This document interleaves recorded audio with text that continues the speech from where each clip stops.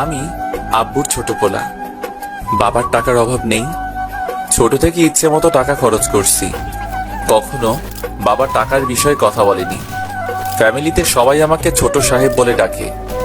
আমি এবার inter second ইয়ারে পড়ছি। এবার আসা যাক গল্পে। শাহাদাত কাকুর দোকানে বসে চা খাচ্ছি। হঠাৎ বাসা থেকে বড় ভাই ফোন দিল। আমি ফোনটা রিসিভ করেই, হ্যালো। শুভ, কোথায় তুই? চার দোকানে চা খাচ্ছি। কেন, কি হয়েছে? তাড়াতাড়ি বাসায় আয়। পারবো না, এখন আমার একটা কাজ আছে। দেখ ভাই, আমার রাগ করিস না, তাড়াতাড়ি বাসায় আয়। আচ্ছা, আসছি বলেই বাইক স্টার্ট দিয়ে তাড়াতাড়ি বাসায় পৌঁছলাম। বাসায় ঢুকেই আমি অবাক, এত মানুষের হইচই কিসের? আর বাড়ি এত সুন্দর করে সাজানো হচ্ছে কেন? আমি কিছুই বুঝতে পারলাম না। সোজা ভাইয়ের রুমে চলে গেলাম। ভাইয়া, কই তুমি? আর কি হয়েছে শুনি? তোমার ভাইয়া বাজারে গিয়েছে, তুমি ড্রেস চেঞ্জ করো। কেন, কি হয়েছে যে ড্রেস চেঞ্জ করতে হবে? আজকে তোমার বিয়ে। আমার মাথায় তো আকাশ ভেঙে পড়লো। কি, আমার বিয়ে মানে? আজকে তোমার বিয়ে। আরে মানে কি? ভাইয়া চলে আসলো। এসেই, শুভ চল, গোসল করতে হবে। ভাইয়া আমার বিয়ে, আমাকে আগে বলবে তো? এখন তো বললাম, চল এবার তাড়াতাড়ি, লেট হয়ে যাচ্ছে। না, আমি বিয়ে করব না বলেই সোজা বাইকের কাছে এসে বাইকে উঠে যখনই বাইকে স্টার্ট দিব তখন দেখি বাইকে চাবি নেই। ভাইয়া, চাবি দাও। চাবিটা আমার কাছে না, আব্বুর কাছে, আব্বুর কাছ থেকে নিয়ে আয়। আমি আব্বুর কাছে শুনেই ভয় পেয়ে গেলাম। তখনই আব্বু আসলো। কিরে শুভ, তুই এখনো এখানে দাঁড়িয়ে আছিস? তাড়াতাড়ি গোসল করে আয়। যাচ্ছি আব্বু। মনে মনে প্রচুর রাগ হচ্ছে।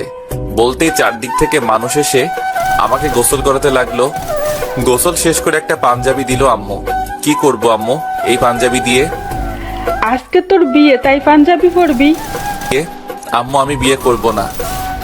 ওগো ছোট সাহেবের বাবা, তোমার ছোট সাহেব কি বলে শোনো?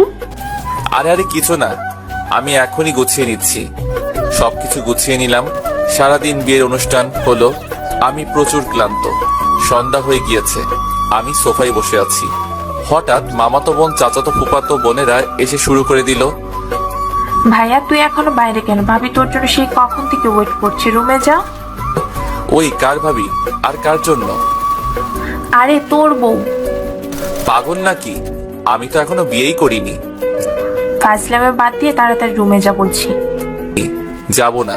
ওরা তিনজন মিলে আমাকে জোর করে রুমে পাঠালো। আমি রুমে ঢুকেই গাছের মতো সোজা হয়ে গেলাম।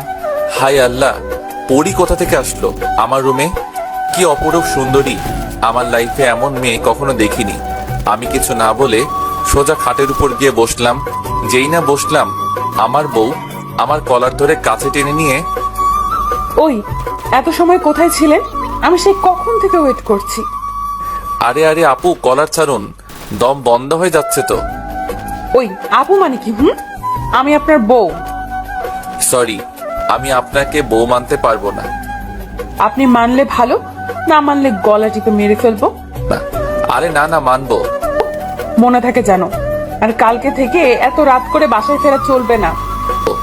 আজব, এখন তো 7টা বাজে। তো কি হয়েছে? কালকে থেকে সন্ধ্যার সাথে সাথে বাসায় ফিরতে হবে।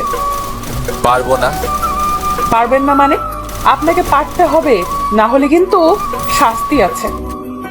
হায় আল্লাহ, কি বউ দিলা আমার কপালে। ওই কি বললেন? না মানে আল্লাহর কাছে শুকরিয়া আদায় করছি তোমার মতো মিষ্টি একটা বউ পাওয়ার জন্য। মনে থাকে যেন। ও আচ্ছা, কয়টা প্রেম করছেন বিয়ের আগে? অনেকগুলো প্রেম করছি। কেন? কি, তুই আমার আগে অন্য মেয়ের সাথে প্রেম করছিস? না মানে? মানে মানে করবি না? আমি এত স্বপ্ন দেখেছিলাম আমার জামাইকে নিয়ে, আর তুই আগেই প্রেম করছিস? আচ্ছা, কি কি স্বপ্ন দেখছিলা? আমি সেই ছোট থেকে ভাবছি বিয়ের পর জামাইয়ের সাথে প্রেম করব, আর তুই আমার আগেই অন্য মেয়ের সাথে প্রেম করলি। মানে তুমি বিয়ের আগে প্রেম করনি? না, আমি কখনো প্রেম করিনি। ওয়াও, অসাধারণ। কি? শুনো, আমিও কখনো প্রেম করিনি। ছোট থেকে একটা কথাই ভাবছি, বিয়ের পর বউয়ের সাথে প্রেম করব। বিয়ের পর নতুন ভাবে জীবন শুরু করব। একটা মেয়েকে নতুন ভাবে চিনবো, জানবো। সত্যি বলছেন আপনি প্রেম করেননি? হুম,